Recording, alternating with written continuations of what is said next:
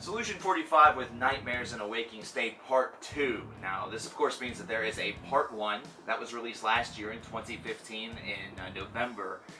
Unfortunately, there's not a review of that album on this channel. However, we will be making a couple of minor comparison points throughout this review. I do recommend you check out that album. The whole entire cycle is pretty decent. If you've heard one, you've heard what you can expect from the other. Solution 45 is a progressive melodic death metal band. I know that's a lot of adjectives, but it's a pretty keen way to describe their sound without making them seem like they're just another Dark Tranquillity or Soilwork clone.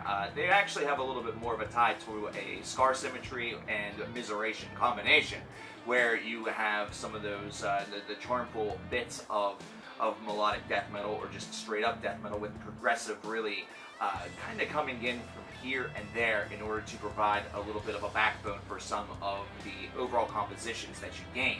On Part 1, we had a track that was 11 minutes in length. They had one that was even longer on their debut album back in 2010. I believe it was closer to 16 minutes.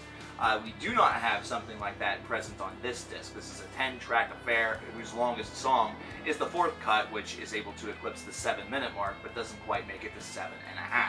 Does this work in their favor? I mean, what does this sound really give for this band, considering this supergroup includes, members of Miseration and, of course, Christian, who used to be the vocalist over in Scar Symmetry, so some of those combinations, some of those references really do make a lot of sense. Now, within this sound, you definitely have a lot of great melody, and that's right there within the adjective. It's why it exists and why it's called as such, considering that's the driving force. The background sort of what Solution 45 is all about, and it continues within the construct of this album. Now, this is a group where their maturity as a band is really starting to showcase itself more in the delicate touches within their songwriting, though some of their compositions can at times seem a little bit predictable, considering a lot of these songs really harvest between the 4 and the 6 minute mark. You can definitely tell where things are going to kind of waver here or there. But based around that, I like that strong melodic backbone that they are able to possess on a lot of these compositions. I love the fact that on many of these cuts, they just use that as a driving force, but do not allow it to be the sole interpretation that they're looking for on that song. You're not looking at Modern in Flames, where once they have established sort of their backbone for their track, they're just going to sort of hover within there and only allow maybe a moderate guitar solo really offer anything that feels all of that different. That's where the progressive side of Solution 45 comes in, and it's based around some of those more explorative tones that make Solution 45 at times a really gratifying listen, especially with this release. Within the faint Pulse of Light, which is the second cut of this album after a about 3 minute long intro, this is one where you can hear that sort of combination and also hear these clean vocals that are offset by some death vocals. And the one thing that some may complain about, but I'm actually kind of fond of, is the fact that on this project you will hear those clean vocals quite often, and they are very, very well done.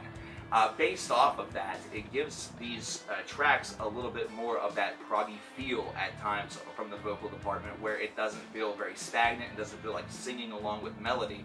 It instead feels like a little bit more conscious exploration of what the narrative may have to offer, and that's certainly a little touch that feels like it gives the album an extra sprite or two of charm. I really like the guitar work and the overall song structure that you get with Built on Sand, which is the 7 minute and 22 second long longest track on the album. And I also like how that is really the follow-up that you get from Mind Mutation, which is the 6 minute and 47 second track that precedes it. Based off of that structure, you have about 14 minutes of the album spliced within 2 songs, and it really carries over very nicely. But the problem that really exists based off of that is that you're starting to hear most of the elements of Solution 45's playbook. So whenever you get into a little bit deeper into the second part of this album, you start to feel some of those pulses and some of those hits coming, and it does start to reign as a little bit derivative. However, going for like the Curse That Keeps on Giving and going into Chain Connector, you start to get a little bit more of that traditional mellow death approach, where the prog side of that coin is only kind of laced in every now and again, And overall, the album experience starts to taper off a little bit. I think the first half of Nightmares in a Waking State Part 2 is immortally stronger than the second half. The introduction that this album gives you is just very, very strong, and it gives you a lot of hope for what the second half offers, and I just don't know if it really delivers as magnificently as its former parts. And really, as far as this album is concerned, I'm wondering if it has delivered as magnificently as its former counterpart with Part 1. And it's only because I feel that Part 1 had a little bit more variety really present within it, but I think that the overall representation of Part 2 is maybe hovering a little bit better toward what you want. With Part 1, you got a lot of tracks with those similar run times that kind of led into some of the longer stuff that came on the second half of the album, with the concluding track being the longest of them all. This is kind of a weird situation to be in. It's a great album if you are a purveyor of melodic death metal, if you enjoy this side of music, if you like Scar Symmetry.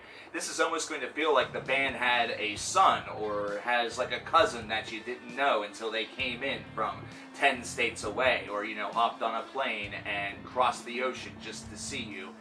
You guys have been separated since birth or something like that. So there is a lot of comparison to be made there. Solution 45 does really, it feels like its own entity that's just as closely rooted to Scar Symmetry, and at times that sort of pseudo-similarity can cause a lot of folks to feel that Solution 45 is nothing more than a poor man's Scar Symmetry, which is a sentiment that I slightly disagree with. I think that Solution 45 has a lot that they can offer. They have a lot of different styles coming together, being a supergroup, and it's something that is slowly but surely starting to creep out a little bit further as they develop their songwriting step by step into the next, you know, real logical, I guess, placehold or foothold within their career. I'm kind of interested to hear what Solution 45 is able to do after this. You know, now that this cycle has, you know, reached its conclusion. Overall, fairly decent cycle of albums. Definitely a bit ambitious for their second and third releases. However, still an 82 out of 100, not too shabby. It still has a lot to offer a listener.